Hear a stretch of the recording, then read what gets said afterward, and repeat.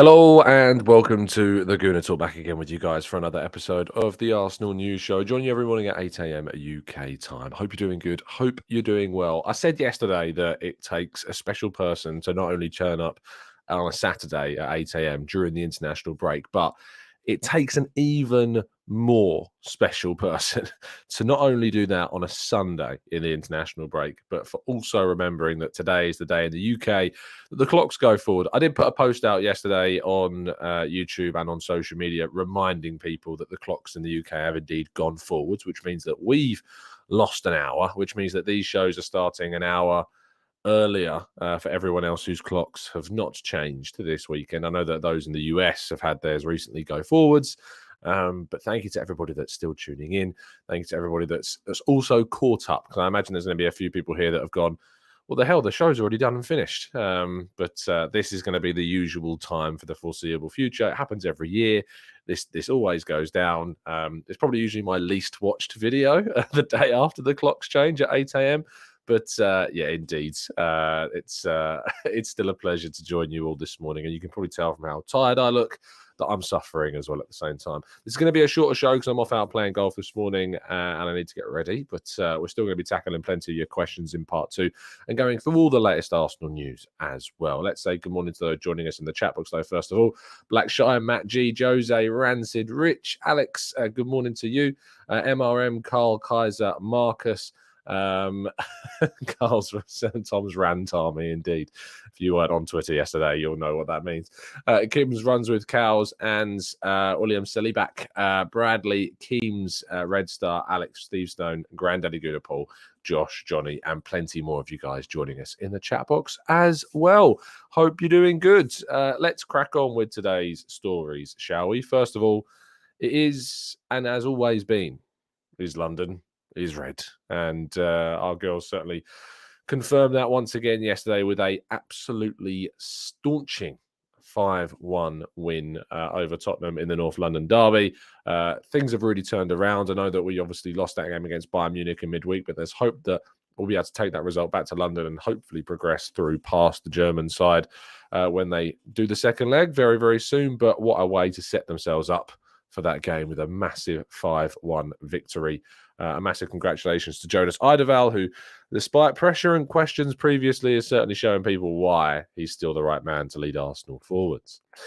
Speaking of Arsenal bosses, it's the boss's birthday today, so a big happy birthday to Mikel Arteta, who turns 41, remaining the second youngest manager in the league. Of course, O'Neill at Bournemouth is currently still the youngest. However long that will last, we'll have to wait and see. But a big HB to the boss this morning as well. Now, it's my understanding, and I reported this yesterday, that Arsenal are unlikely to play a behind closed doors friendly this week. This is down to the fact that there are just too few players available to Mikel Arteta at the club. Those that have stayed at the club include the likes of Rob Holding, Ben White, Gabriel Martinelli, Gabriel Magalhaes, Gabriel Jesus, of course, as well. But beyond that, you're starting to struggle. Both left-backs, Tini and Zinchenko, have gone. Tomiyasu is, of course, injured. Saliba is injured as well. We have no goalkeepers available. Xhaka, Jorginho, Partey have also gone away, as well as have Odegaard and Fabio Vieira, who's playing for the under 21 Portuguese side. Sambi Lokonga left on loan, of course, in January as well. And in the forward line, only Jesus, Martinelli, and Nelson are still with us, with Saka having gone to play for England, Trossard away with Belgium. And with all the young players that could have played, Nwaneri, Miles Lewis-Skelly, Mario Koja-Dubry, Lino Souza, they're all with the England youth ranks as well. So, yes, unfortunately, it doesn't seem as though, and this is the information when I asked the club for a response on this, that it was unlikely, because the number of players away on international duty makes it very, very difficult indeed for anything to be played. If you remember, sometimes during the international breaks, we'll play Brentford or Watford or Ipswich, someone like that in the breaks, but not this time around, it seems. Now, Balogun has actually opened up and started talking about his future as well. He's turned around to say that he's not sure what will happen in the future with Arsenal, which isn't all that surprising, considering, of course, he's scoring a lot of goals in France, and also he's in a position where he's got 2 players ahead of him at Arsenal, in Jesus and Nketiah. But Gareth Southgate also was asked a question on Balogun, and he said, we would like him to give it some time. And if he is progressing the way he is and continues that progression, there will be opportunities for him. But I cannot offer him that this week. I think if we did, I don't think that would be fair on Ivan Toney. So, and all the other strikers he mentioned as well. Look, I think that the likes of Ivan Toney, sure, the amount of goals he scored, Premier League level, goes into the team. But I just think it's a bit strange that Folarin Balogun wasn't given an opportunity, especially when other players dropped out. Marcus Rashford, of course, dropped out. So I don't know why you wouldn't give the player a chance. He is now injured, is the irony of all this. But at the moment, no suggestions at all that that Balogun will be getting a call up still anytime soon. We'll have to wait and see. Interesting that Southgate also mentioned Nketiah in his answers too. Now, Emile Smith Rowe scored for England's under-21s yesterday, getting on the end of a Morgan Gibbs-White header to give England the lead over their opponents. Noni Madueke came on and scored and got 2 assists as well in the second half. The Chelsea youngster, after signing from PSV in January, still one to watch. But it's good to see Smith Rowe getting those regular minutes and getting into a position where he's going to be scoring plenty of goals and hopefully can make an impact for Arsenal between now and the end of the season.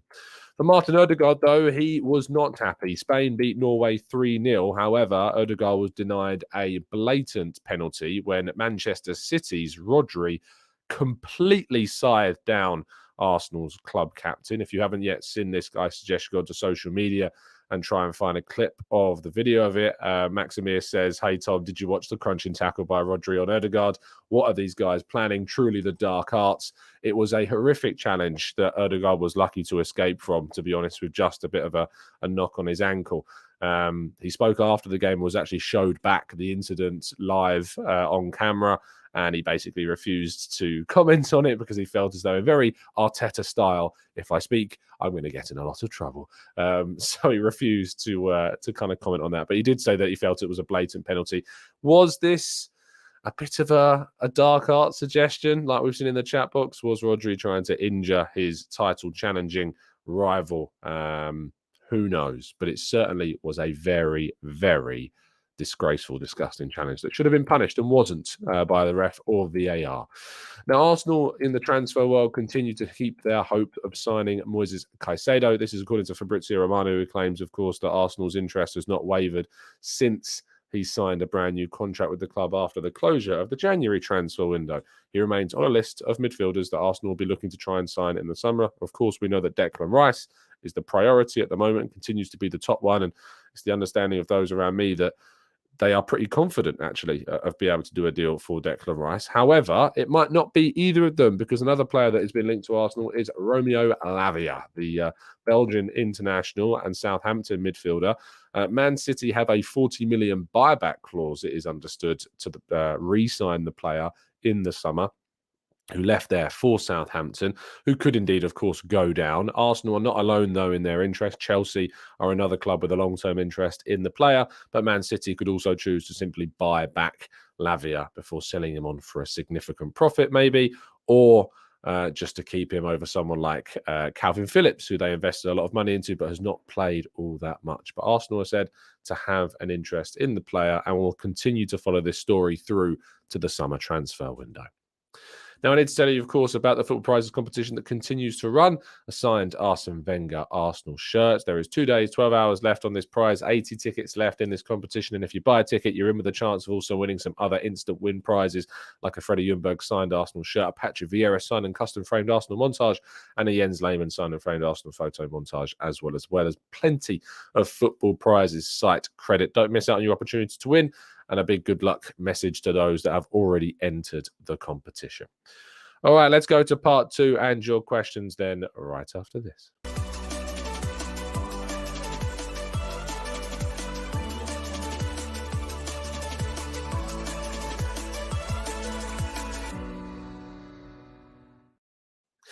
Of course, you can still get hold of the TGT non-profit merch. Yesterday in our Discord server, we welcomed in Liv, who's been a big part of helping support the channel, the production behind the manufacturing of our non-profit merch that goes to support Macmillan Cancer Support and the Arsenal Foundation. And it was great to see so much engagement in the Discord server discussing what other merchandise people would like to see, including different color hats, including mugs, including phone cases and t-shirts. We'll see what happens, but as always, any profits that we make from the sale of any of our TGT merchandise will be going straight to support our two causes, and we look forward to doing more charitable work when I travel out to Chicago next month as well. Very much looking forward to that. Okay, let's jump into the chat box then and go through some of our questions. Hoodies, says 1994 Gunners, potentially. Maybe hoodies is something that we look to do as well. Let's go to Lynn says, Tom, did you see and hear about Zinchenko from his national team coach yesterday saying that he wasn't very good at left back? Look, the thing about Zinchenko and left back and that position is, of course, that he doesn't necessarily really play as a left back. So I do think there is maybe some less sordid nature behind those comments, but at the same time, I can absolutely see why he'd be frustrated about hearing that. But he's not really playing left back, to be honest, if we're being real. He's playing a very, very different style midfield role when he's playing at left back for Arsenal. Penny Ween says, once we sort out the midfield with Rice, etc., what position needs upgraded next? I think we need to look towards fullback and making sure that we've got good cover and variation at right back specifically. We need someone who can give us more going forwards than White and Tomiyasu, so that we're in, say, the 70th minute of a game. You're still either trailing or the scores are level and you want to bring on something more attacking. I think the right back position is an area where we can add something a bit more attacking for the last 20 minutes or so of a game. Or if you're going up against a team that you would expect to dominate at home, you could bring in a more offensive-minded right back. So I think that's certainly something that we could look to. And for me, I'd look still at the forward line. I think there's potential for a forward to be brought in, depending on what happens with Nelson, Balogun, and Nketiah, etc. There could be scope to bring in a forward in the summer as well. Let's go to Keem says, Tom, did you notice the daylight savings has changed? Of course, that's why we're here. That's why we're here at a different time, Keems. That should be obvious. Onyx Lens says, I have a feeling that we'll sign two top central midfielders this summer. I'd like Rice and Alexis McAllister to come into the club. Let's see if indeed that does take place. I think it will probably be one, but who knows? Maybe I'm wrong. Maybe we'll go out and get two. I think it will depend on the futures of some of the midfielders at the club. El Neni is obviously going to be staying until next year with his new contract. Charlie Patino could be promoted from the youth side after his loan spell at Blackpool. And we could even see, I don't know, Sambi Lokonga could move on and that'll open up another spot in the team as well. So we'll have to wait and see what happens. Byron says, if Martinelli continues this growth, how many years before Barca and Madrid come calling? Not long. I think you could see either of those or any other big clubs looking to try and sign Arsenal's best talent. But the thing is, and the good thing for us now, is that Martinelli has signed a brand new contract, which will keep him at the club, I believe, until 2027 at least. So Arsenal are very much in control of his future, as they are soon to be with both, it seems, Saliba and Saka, who are said to be closing on brand new deals with the club too. So all positive news regarding contracts. We always said that one of the most important things that Arsenal could do is renew Saka, Saliba, Martinelli. If they manage to renew those three contracts, that is huge. And again, a big, big, big fair play to Arteta, Edu, and those behind the scenes at the club for being able to get those done. Gooner Jake says, Tom, do you know if we are only going for Rice in the midfield, or are we looking at additional players? We're, of course, Jake, looking at additional players. Always will be looking at other options for Arsenal. And if there's an opportunity out there, Arsenal certainly are always keen on trying to do what's best for the recruitment of the squad. So, yes, they are looking at more than just Declan Rice. Sam says, yay, you guys had daylight savings time too. Now the show is back at midnight rather than staying up till 1 a.m. West Ham Madness. Yes, we did. It's always a weird time. It means the days are longer for us, of course, as well, which is always appreciated. I keep getting adverts at the moment pop up to do 72 holes of golf in one day as like a charity event, which is in aid of Cancer Macmillan support, actually. So it might be something that we look into and then look to see if we can sponsor, and if you guys are willing to support us, do a day of charity work. I say charity work, it's playing golf, but it is raising a lot of money for charity. So we'll see, and I'll let you know if that ends up happening.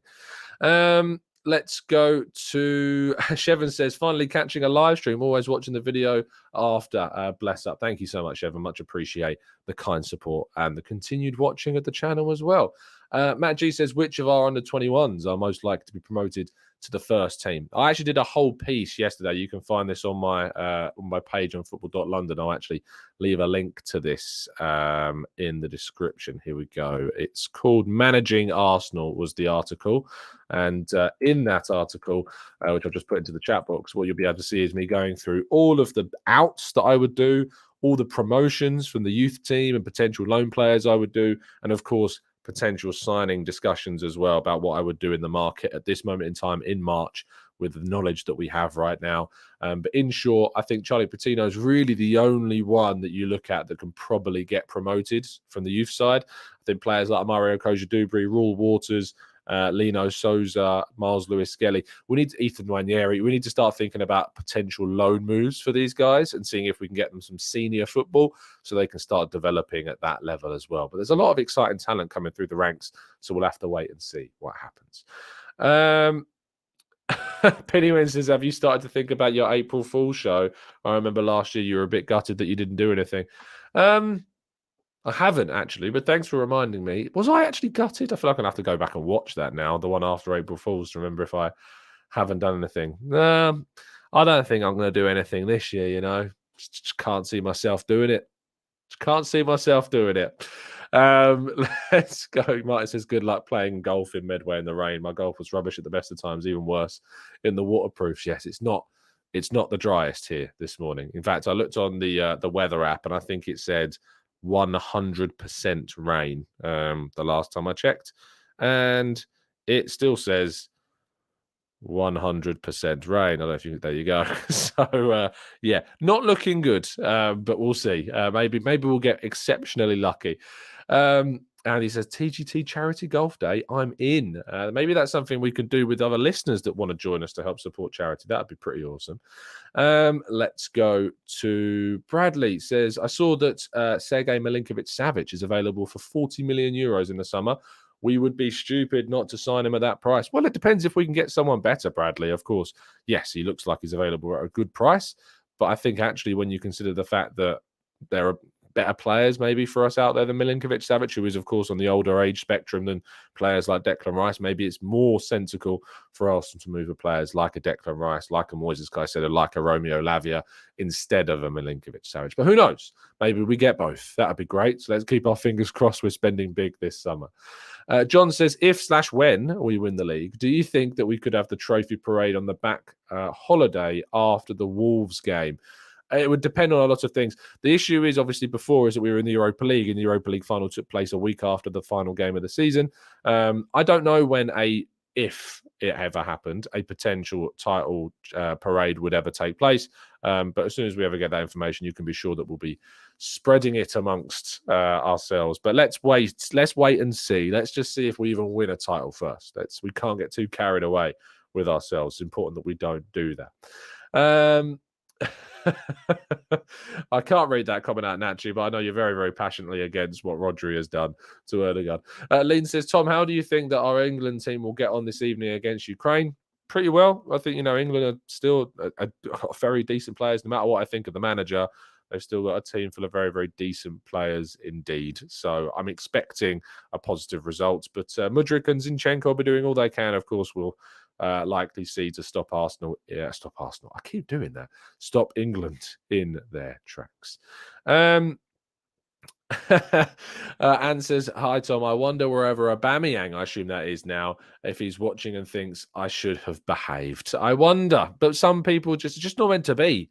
And I don't think Mikel Arteta was too keen on keeping Aubameyang any longer anyway. And I think he wanted to move on to a brand new striker that could offer us everything that Gabriel Jesus is certainly being able to offer us. So, yeah, I'm pretty happy with how things have worked out, and I'm sure that Arteta is as well. Anyway, thank you to those that have tuned in this morning, especially considering it's not only a Sunday in the international break, but also the clocks went forward as well, which has created a bit of chaos or when people thought the show might be. So if you are watching on catch up as well, a massive thank you to those of you that are. Just remember that this is going to be the usual time for the morning shows going forwards, because the clocks have gone forward here in the UK, meaning this is now 8 a.m. This is the 8 a.m. show. So apologies for those that are a little bit. I should have said it in yesterday's show. I forgot. I did leave a post on the YouTube feeds, but of course, not everybody would have seen that. But thank you so much for tuning in. Really appreciate your time as always. And we'll be back tomorrow morning for the next 8 a.m. show, rounding up anything that happens in the world of Arsenal in the next 24 hours. Enjoy the rest of your weekend. Try to relax, take your mind away from football if you need to. Find other things in this world that can entertain you whilst Arsenal are not around. And of course, you've got England tonight if you are desperately in need of some football too. Or you can go watch back the highlights of the girls absolutely smashing Spurs in the North London derby, or try and catch the highlights of Emile Smith Rowe scoring, of course, against, in the under-21s for England as well. So you've got plenty to tune into, and Gabriel Jesus' documentary if you've not watched that also. So there's a lot to do. You can also go back and watch mine and Harry's tier list video. So it's not like you're starved of content. We'll see you again very soon, guys. Have a fantastic Sunday. And as always, up the Arsenal.